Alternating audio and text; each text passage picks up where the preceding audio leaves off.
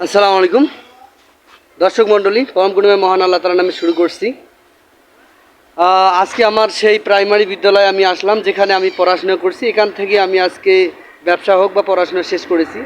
তো আমরা যখন এই প্রাইমারি প্রতিষ্ঠানে পড়াশোনা করতাম, তখন এই প্রাইমারিগুলোতে যে স্যার বা ম্যাডামরা যারা ছিল, তখনকার শাসন ব্যবস্থা, প্রশাসনিক কাঠামো সেরকম মজবুত ছিল। কিন্তু বর্তমান এই প্রাইমারি আমরা বর্তমান দেখতেছি বিভিন্ন জায়গায়, গত কয়েকদিন থেকে আমরা দেখতেছি, বেশ কিছুদিন ধরে আমরা সোশ্যাল মিডিয়াতে শুরু করে সব জায়গায় দেখতেছি মাস্টার শিক্ষকরা, শ্রদ্ধেয় মাস্টাররা এরা আন্দোলন করতেছে। এদের নাকি গ্রেড পরিবর্তন করা দরকার, এদের নাকি আরও স্কেল বাড়ে দেওয়া দরকার। হ্যাঁ, আমিও সাধুবাদ জানাই, অসুবিধা নেই ভাই। আমি শ্রদ্ধেয় মহোদয় এবং আমাদের সংসদীয় সদস্য যারা আছেন, আমাদের ওপরে ঊর্ধ্বতন যারা কর্মকর্তা আছে, সবাইকে সাধুবাদ জানাই। এদের গ্রেড পরিবর্তন করুক, বড় করে দেখ, আরও বেশি সম্মানিত শিক্ষক হিসেবে তাদেরকে আরও বেতন বৃদ্ধি করা উচিত। কিন্তু আমার প্রশ্ন ওখানে নয়। আমার প্রশ্ন হচ্ছে, মাননীয় সরকার মহোদয়ের কাছে আমার একটাই প্রশ্ন। আজকে আমার এই প্রতিষ্ঠান, আমি যেখানে পড়াশোনা করছি, এই প্রতিষ্ঠানে 5টা যে ক্লাস, পঞ্চম শ্রেণী পর্যন্ত, সর্বোচ্চ যদি আমি ছাত্র হিসাব করি 40টা বাচ্চা হবে না। সর্বশেষ পঞ্চম শ্রেণীতে 5টা বাচ্চা হবে না। এখানে আমি চ্যালেঞ্জ ছুড়ে দিলাম। তাহলে সরকার মহোদয় এবং কর্তৃপক্ষের দৃষ্টি আকর্ষণ করছি, আশেপাশে বিভিন্ন প্রাইভেট প্রতিষ্ঠান তৈরি হয়েছে, প্রাইভেট প্রতিষ্ঠান যেখানে বাচ্চার অভাব নেই, তাহলে এই প্রাইমারি প্রতিষ্ঠানকে কেন এত এদেরকে বৃত্তি করা হবে, এদেরকে আরও বেতন বাড়িয়ে দেওয়া হবে? এই প্রশ্নটা আমার জাতির কাছে। আমি প্রতিষ্ঠান দেখেন, আমি যেই সময় এই প্রতিষ্ঠানে পড়াশোনা করতাম, সেই সময় এই প্রতিষ্ঠানের বাউন্ডারি, এই প্রতিষ্ঠানে ওয়াল ছিল। আমি এখানে পড়াশোনা করছি। আমাদের শিক্ষক মধ্যে আমাদের মারতো, আমাদের পড়াশোনা করার জন্য যা করা লাগতো তারা তাই করতো। কিন্তু বর্তমান সময়ে শিক্ষকরা যা করে, আপনারা শুনলে টিকটক মনে হয়। আমার সম্ভবত তারা টিকটক আর লুডো ছাড়া অন্য কিছু খেলে না। এখন প্রশ্ন যে, আমার এই শিক্ষা প্রতিষ্ঠান ওরকমে আছে, এর চেয়ে টাকা বৃদ্ধি করছে সরকার, বৃদ্ধি করে নতুন নতুন ভবন দিছে। দেখেন, এই যে নতুন নতুন বিল্ডিং, ওইদিকে একটা ওয়াশরুম আছে সেই রকম দেখার মতো, এইদিকে কত সুন্দর ব্যবস্থা করে যে, শুধু সুন্দর করে দেওয়া হয়েছে কি ছাত্রদের জন্য না শিক্ষকদের জন্য? এটা প্রশ্ন আমার সবার কাছে। আমার প্রশ্ন, এই শিক্ষকদের বেতন বাড়িয়ে দেওয়া হোক, এটা আমি সাধুবাদ জানাই। প্রশ্ন হচ্ছে, এই শিক্ষকরা কি যথাযথ শিক্ষা দিতে পারতেছে? এই শিক্ষকরা, আমরা এর আগে আরও একটা আন্দোলন শুনছিলাম যে 15টা কি 20টা ছাত্রর জন্য একটা করে টিচার, বা 60টা ছাত্রের জন্য একটা টিচার। এখন এই প্রতিষ্ঠান 60টা ছাত্র নাই, 60টা ছাত্র নাই, এখানে কতটা টিচার দিবেন? কতটা টিচার এখানে প্রয়োজন আছে আমার প্রশ্ন করেন। এই যে সরকারি বেতনগুলো তারা বসে বসে খাচ্ছে। মাননীয় উপজেলা শিক্ষা অফিসার এবং ডিসি মহোদয়ের আমি দৃষ্টি আকর্ষণ করে বলছি, আজকে প্রাইমারিতে আপনারা সম্মান দেন, আমি সাধুবাদ জানাই।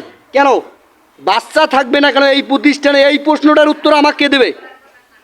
আপনি যান প্রাইভেট প্রতিষ্ঠানগুলোতে, যান, দেখেন সেখানে বাচ্চা কতটি। ওখানে কি একটা আহামরি বেতন দেওয়া হয়? একটা শিক্ষানবিশকালিক শিক্ষককে সর্বোচ্চ 600, 700, 800 টাকা। তারপরে ওখানে ছাত্রের অভাব আছে নাকি? আপনি যান না, দেখেন ওখানে, দেখেন। আর এই প্রাইমারি প্রতিষ্ঠানে আপনি কি টাকা দিয়ে কি পোষা হচ্ছে? এখানে কি জাতি গড়া হচ্ছে না কি হচ্ছে? আমার প্রশ্ন এটাই। তাহলে এই প্রাইমারি প্রতিষ্ঠানে এত সুন্দর ডেকোরেশন করলাম, এই যে চতুর্দিকে বাউন্ডারি ওয়াল দিছি, কার টাকায়? এই জনগণের টাকাকে দেওয়া হয়েছে না? এই বাউন্ডারি ওয়াল দিয়ে আপনি কয়টা বাচ্চা আটকাচ্ছেন? বাউন্ডারি ওয়াল দিয়ে কি বোঝানো হচ্ছে? কয়টা বাচ্চা আছে আপনার বাউন্ডারি ওয়ালের মধ্যে রাখার জন্য? আর যেখানে বাউন্ডারি ওয়াল নাই, সেখানে যে দেখেন আপনার প্রাইভেট প্রতিষ্ঠানে দেখেন সেখানকার পড়াশোনার গতি দেখেন।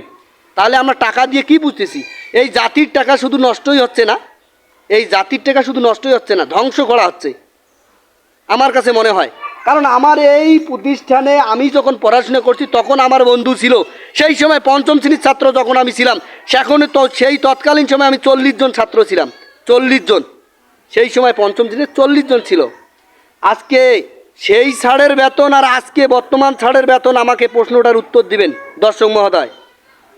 এখন আমরা মাসে মাসে, বছরে বছরে, সেজনে তাদের এটা বাড়াবেন ওটা বাড়াবেন, সবে মানলাম। একটা ইকুয়েশন শুধু সামনে আছে, আমার কাছে মনে হয় ব্যক্তিগত, আমি জানি না কার কাছে মনে হয়, আমি যদি শিক্ষা উপদেষ্টা হতাম, আমার প্রশ্ন, আমি প্রাইমারি টিচারদের একটা গণ্ডির মধ্যে রাখতাম, পঞ্চম শ্রেণীতে ন্যূনতম 30টা বাচ্চা থাকতে হবে, হইলে আপনি চাকরি করবেন, না হলে চাকরি ছেড়ে চলে যাবেন। Final decision.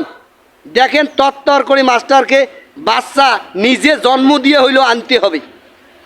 মনে রাখবেন, যতক্ষণ আপনি আপনার 2 চোখ যদি বন্ধ থাকে, আপনার সন্তান বাইরে যেয়ে কী করবে এটা কখনো আপনি তদারকি করতে পারবেন না। যখনই আপনি 2 চোখ দৃষ্টি প্লাস আপনার একটা রুলের মধ্যে রাখবেন, তখন সে বাধ্য কমান্ড মানতে। এইটাই মনে রাখবেন। জাতিকে আমরা অনেক শ্রদ্ধা করি, শিক্ষককে অনেক শ্রদ্ধা করি। আমি বলি না শিক্ষকের বিরুদ্ধে কেন এই কথা বলছি, কিন্তু আমার বাস্তব, আমার এই প্রাইমারি প্রতিষ্ঠানে বর্তমান 30টা বাচ্চা আছে কিনা সন্দেহ আছে। অথচ এই প্রাইমারি প্রতিষ্ঠানে বাউন্ডারি ওয়াল আপনি দেখেন, বিশাল এক জায়গা, মাঠ, ফুটবল খেলার মাঠ পড়ে আছে, ছাত্র নাই। ফুটবল খেলার মাঠ পড়ে আছে, ছাত্র নাই। আমরা টাকা দিয়ে এত বড় বড় ভবন করেছি কিসের জন্য? ভবন করেছি এসেছে কিসের জন্য? জাতিকে কি তামাশা দেখার জন্য? তাহলে এত টাকা ব্যয় করে আমাদের ভবন করার কোনো প্রয়োজন নেই আমার কাছে মনে হয়। তো আমি জাতির কাছে একটাই প্রশ্ন বলি, এই প্রাইমারি শিক্ষকদের আমি সাধুবাদ জানাই, তাদের বেতন বৃদ্ধি করান, আমি সাধুবাদ জানাই, তারা আমাদের শিক্ষক মহোদয়। কিন্তু আমার প্রশ্ন, ছাত্র এখানে থাকে না কেন? ছাত্র এখানে পড়ে না কেন? ছাত্র প্রাইভেট প্রতিষ্ঠানে যে দেখেন, আপনি খবর নেন প্রাইভেট প্রতিষ্ঠানে কতটা করে বাচ্চা থাকে, কেন থাকে? আর বিশেষ সময় বলে এখানে আমরা সুন্দর করে বুঝাই, ছাত্ররা থাকতে চায় না, স্কুল ফিডিং দেন, স্কুল মিষ্টি বিস্কুট দেন, কোরমা দেন, কলিয়া দেন, কুত্তা দেন। কেন প্রাইভেট প্রতিষ্ঠানে কোরমা কালিয়া দেয় নাকি? ওখানে কি ডিম দেয়? ডিম দিয়ে ভাত খায় নাকি? বলেন, ওখানে ডিম দিয়ে ভাত খায় যে ছাত্ররা ওখানে যায়? আমাদের প্রশ্নটা হচ্ছে কোথায়? আমরা তাদেরকে এক সার্কেলের ভেতরে রাখতে পারি নাই, যার কারণে প্রাইমারি প্রতিষ্ঠান শুধু আপনি এই রকম ভবনে দেখবেন, সুন্দর সুন্দর ভবন, এই ভবনে দেখবেন সুন্দর সুন্দর বাচ্চা উপহার দিতে পারবে কিনা।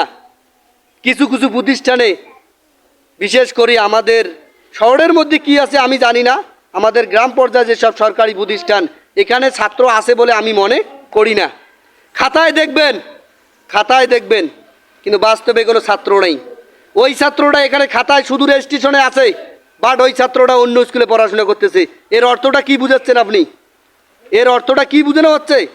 ছাত্র কি খাতায় থাকবে, না ছাত্র ক্লাসে নিয়মিত ক্লাস করবে, না অন্য স্কুলে নিয়মিত ক্লাস করবে? সরকারি টাকা আমরা কোথায় দিচ্ছি? উপজেলা মহোদয় দৃষ্টি আকর্ষণ করে বলছি, উপজেলা মহোদয় দৃষ্টি আকর্ষণ করে আমি বলছি। তাই বলি, আমি এই ভিডিওটা করার পর আমি জানি এখানে আমাদের শিক্ষক মহোদয় আছেন, মাননীয় শ্রদ্ধেয়, হয়তোবা আমার উপজেলা শিক্ষা অফিসার থেকে শুরু করি উপজেলায় হয়তোবা এই ভিডিওটা কখনো ছড়িয়ে যেতে পারে। আমি একটাই অনুরোধ করতে চাই যে আমাদের যে সরকারি টাকা কার? আমার নয়, আমার গরিব বাবার, আমার গরিব শ্রমজীবী মানুষের এই খেটে খাওয়ার টাকা দিয়ে এই শিক্ষকরা, ওদের টাকা নেয় না, এই শ্রমজীবী মানুষের টাকায় কিন্তু সবাই সংসদ চলে, সব কিছুই চলে। আমার প্রশ্ন হচ্ছে, এই গরিবের টাকা যেন বৃথা যায় না। আমাদের এই শিক্ষক মহোদয় সম্মান করতে হবে, আমরা রাজি, সম্মান করা দরকার। এই শিক্ষকরা অন্য দেশের তুলনায় কম সম্মানিত, আমি তাও মানি। কিন্তু এখানে ছাত্র থাকবে না কেন? ছাত্র থাকবে না কেন? ছাত্র পড়বে না কেন? ছাত্র আসবে না কেন? আজকে শুধু ভবন দেখবো কেন? কেন শুধু শিক্ষকদের বেতন বাড়ানো হবে? কেন শিক্ষকরা শুধু আসবে আর যাবে? কেন কেন কেন এই প্রতিষ্ঠানগুলোতে ছাত্র থাকবে না? এইটা আমার জাতির কাছে এই প্রশ্ন। আমার এই ভিডিওটা পড়ার পর অনেক কিছু মন্তব্য হতে পারে, হয়তোবা আমি কাউকে জিজ্ঞাসা করিনি। আপনি প্রাইমারির যে কোনো প্রতিষ্ঠান আছে আপনি জিজ্ঞাসা করবেন, আশেপাশে বাড়ি আছে, এখানে অনেক বাড়ি আছে, আমার এই প্রতিষ্ঠানের জন্য নয়, আরও অনেক প্রতিষ্ঠান আছে, আপনি জিজ্ঞাসা করবেন সেখানে ছাত্রর কি পজিশন। তাহলে আমরা শুধু বেতন বাড়িয়েই যাব, কি উন্নতি পাবো? জাতির কাছে আমার প্রশ্ন।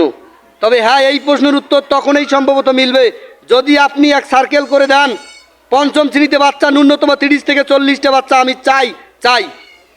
তখন দেখবেন টিচাররাই হইলো বাচ্চা নিজে জন্ম দিয়ে হইলো এখানে পড়াতে হবে। এবং আর একটা প্রশ্ন সর্বশেষ বলি, কোনো টিচার তার ছাত্রকে কোনো শিক্ষক তার সন্তানকে নিজস্ব প্রতিষ্ঠানে পড়াশোনা করায় না।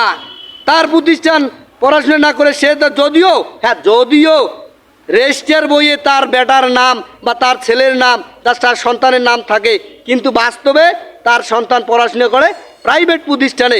আপনি খোঁজ নিয়ে দেখেন কথাটা কতটুকু সত্য, আমার খোঁজ নিয়ে দেখেন।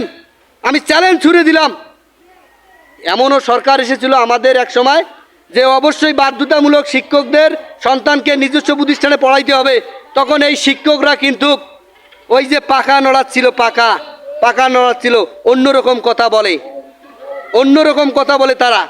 তাই আমাদের জাতিকে, সামনের অদূর ভবিষ্যৎকে, সামনের যদি এই সুসন্তানকে, ছোট্ট নিরীহ বাচ্চাটাকে সঠিকভাবে সঠিক পরিণত যদি দিতে চান, এই শিক্ষকদের, আমাদের মাননীয় শিক্ষকদের সম্মান করি, কিন্তু তাদেরকে এক সার্কেলের ভেতর রাখতে হবে। তা না হলে ওই আপনি বেতন বাড়াতেই থাকবেন, ওদের ইনক্রিমেন্ট বাড়াতেই থাকবেন, ওরা এই রকম শুধু ভবন দেখবে। এই দেখেন, জাতি শুধু এই ভবনেই দেখতে পারবে, এই লম্বা লম্বা লাল লাল ভবনগুলোই দেখতে পারবে। জাতির শিক্ষিত সন্তান কতটুকু পারবে আমি জানি না। শুধু প্রাইভেট প্রতিষ্ঠান দেখতে পারবেন। এই সব কারণেই শিক্ষকরা শুধু বেতন নেবে, ওই শুধু খাতায় দেখবেন ছাত্র, বাস্তবে কখনো ছাত্র দেখতে পারবেন না।